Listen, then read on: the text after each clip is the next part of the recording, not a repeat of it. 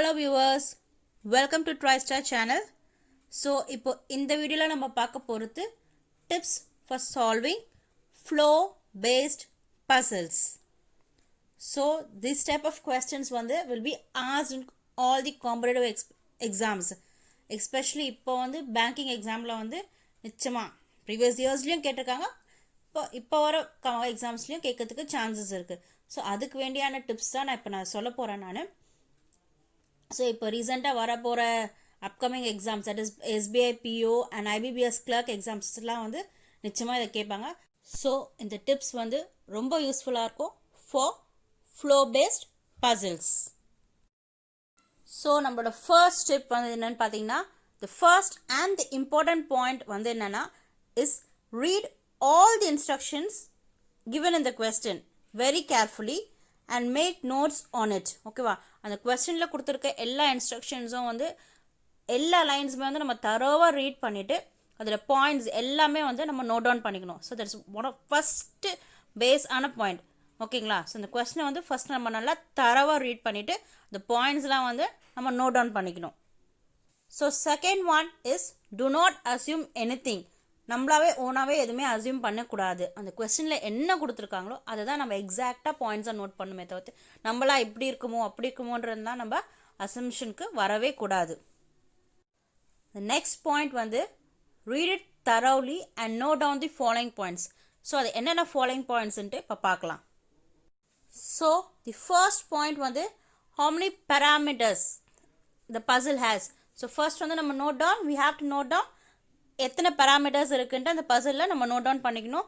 Second one வந்து number of positive statements in the puzzle.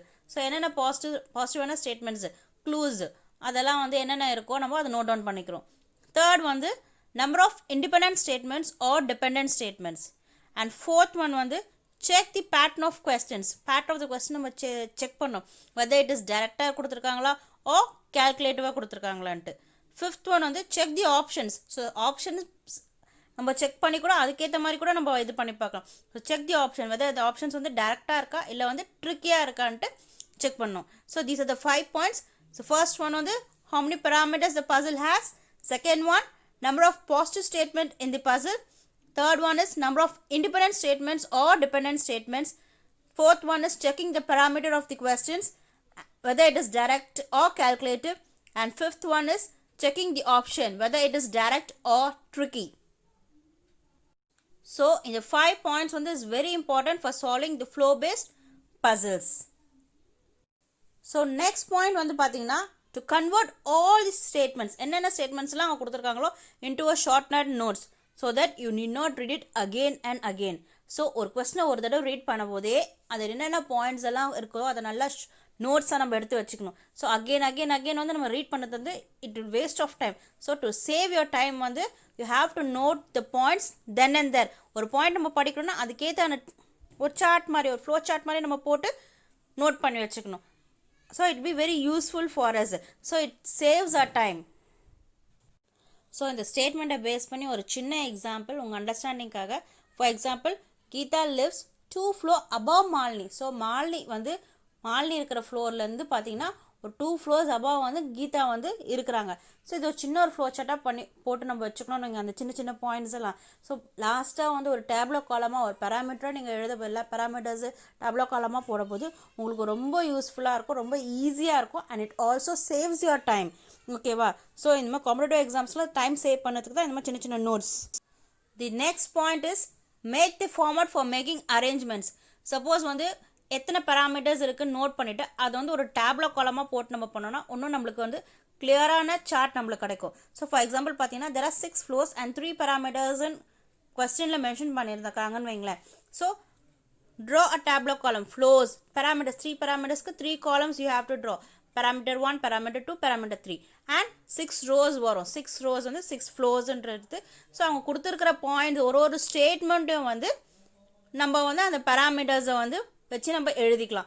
So அப்போ வந்து நம்ம ஆன்சர்ஸ் பண்ணும்போது நம்மளுக்கு ஒன்றும் ஈஸியாகவும் இருக்கும், யூஸ்ஃபுல்லாக இருக்கும். அந்த ஸ்டேட்மெண்ட்ஸில் நம்ம டேப்லோ காலம் ஃபார்மில் போடுறதுல வந்து ரொம்ப ஹெல்ப்ஃபுல்லாக இருக்கும். So it saves our time and ஈஸியாக நம்ம சால்வ் பண்ணலாம் floor based பசில்ஸ்லாம்.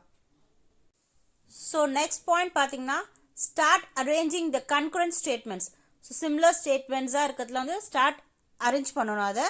Next is arrange those statements which are dependent on the concurrent statements. So concurrent statements are dependent on statements on we have to arrange those statements. The last one is arrange the remaining statements with the formation of cases. Try to avoid cases using negative statements. So negative statements இருக்கிறதுலாம் வந்து கொஞ்சம் avoid பண்ணிக்கலாம். So positive statementsலாம் வந்து we can note it down. So the last 3 points என்னன்னு பார்த்தீங்கன்னா start arranging the concurrent statements. Next is arrange those statements which are dependent on the concurrent statements. Last one வந்து arrange the remaining statements with the formation of the cases. The cases சம்பந்தப்படி arrange பண்ண the statement remaining statements எல்லாம் try to avoid the cases with the negative statements. So இந்த statements நான் இந்த pointsலாம் நம்ம இது இருக்க நம்ம பார்த்த இந்த slideல இருக்க அத்தனை points வந்து is very useful for solving any type of flow based puzzles. So இந்த டிப்ஸ்லாம் நம்ம ஞாபகம் வச்சுக்கணும்னா நம்ம ஈஸியாக வந்து flow based puzzles வந்து நம்ம சால்வ் பண்ணலாம். So நம்ம next என்ன பார்க்க போறோம்னா there are few important points to be kept in mind while solving flow based puzzles. So these are very important points. So the first point is if two statements are joined by and வச்சு two statements ரெண்டு statements கொடுத்திருக்காங்க அந்த ரெண்டு statements வந்து and வச்சு join பண்ணிருந்தாங்கன்னா in this case the second statement பாத்தீங்கன்னா is talking about the first person. ஓகேங்களா ரெண்டு ஸ்டேட்மெண்ட் கொடுத்திருக்காங்க அந்த ரெண்டு ஸ்டேட்மெண்ட்டும் வந்து and என்ற வார்த்தையோட joint ஆயிருந்ததுன்னா then the second statement வந்து is talking about the first person. So இது நல்லா ஞாபகம் வச்சுக்கோங்க. It is one of the clues. இதெல்லாம் டிப்ஸ் இந்த டிப்ஸ் வந்து ரொம்ப யூஸ்ஃபுல்லாக இருக்கும் இந்த flow based puzzles பண்ணுறதுக்கு. The second one is if the two statement is joined by who. ஓகேங்களா WHO first statement வந்து பார்த்தீங்கன்னா is joined by and. Second statement வந்து is joined by who and the statement given after who அந்த வார்த்தை who அப்புறம் வர statement வந்து will be talking about the second person. And join ஆயிருந்ததுன்னா the second statement வந்து is talking about the first person. If the two statements joined by who na the statement given after அந்த who என்ற வார்த்தைக்கு அப்புறம் இருக்கிற statement வந்து will be talking about the second person. So the next point is by the term adjacent. Adjacent na it means next to each other. So பக்கத்திலே சொல்றது next to each other and not opposite. So adjacent na ஒருத்தவங்க வந்து opposite ன்னு assume பண்ணிட்டு தப்பான assumptionல போயிடுவாங்க. So it is not adjacent na it's not opposite, it is next to each other. So the last point is while solving flow based puzzles வந்து it is a good idea to assume that you are one of the person. So அந்த personல வந்து நீங்க வந்து is one of the person இருந்து think பண்ணுங்க. You are being the part of this puzzle ன்ற மாதிரி think பண்ணீங்கன்னா it will be easier for you to get an idea. So these are all the steps should be followed for doing the flow based puzzles. So in the all the steps பண்ண சொன்ன எல்லா points வந்து is very important points for you to remember when you are solving the flow based puzzles. இந்த டிப்ஸ்ல ரொம்ப நல்லா ஞாபகம் வச்சுக்கோங்க. ஒரு flow based puzzles கொடுத்தாங்கன்னா இந்த மாதிரி டிப்ஸ் யூஸ் பண்ணி தான் நம்ம சால்வ் பண்ணோம். ஸோ ஹோப் திஸ் டிப்ஸ் வந்து உங்களுக்கு ரொம்ப யூஸ்ஃபுல்லாக இருந்திருக்கும் நான் நினைக்கிறேன். ஸோ இந்த வீடியோவில் எதனா டவுட் இருந்ததுன்னா எனக்கு கமெண்ட் செக்ஷனில் கமெண்ட் பண்ணுங்கள். நான் அந்த டவுட்டை கிளாரிஃபை பண்ணுறேன். இந்த வீடியோ உங்களுக்கு பிடிச்சிருந்ததுன்னா லைக் பண்ணுங்கள், ஷேர் பண்ணுங்கள், சப்ஸ்கிரைப் பண்ணுங்கள், பக்கத்தில் இருக்கிற பெல் ஐக்கானை மறக்காத கிளிக் பண்ணுங்கள்.